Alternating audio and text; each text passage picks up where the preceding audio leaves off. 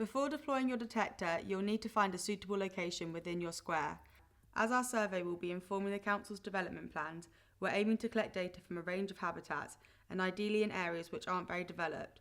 So if possible, we ask that you survey in locations other than your garden and somewhere which is representative of the habitats in your square.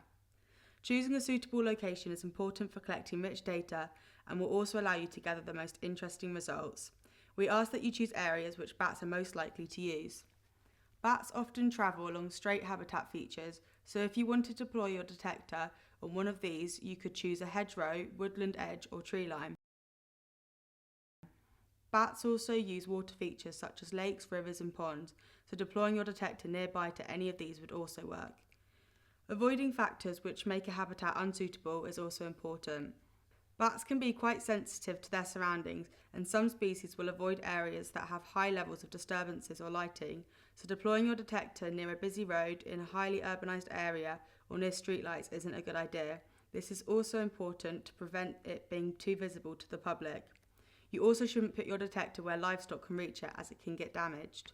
Once you've found a suitable location to deploy your detector, you need to place it in a way which is going to collect the most and the best data. If you're placing it on a linear feature, you need to make sure it's placed around the midpoint. Your detector should be placed on the outside of a hedgerow or fence post. This is important for two reasons. Firstly, if it's on a hedge, it may get trimmed, which will damage the detector. And secondly, the microphone shouldn't be obstructed by anything such as vegetation, as this can affect the sound recorded.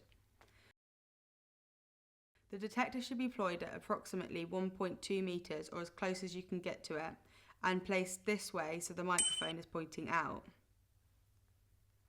The next video will show you how to set up and switch on the detector and then attach it to the post.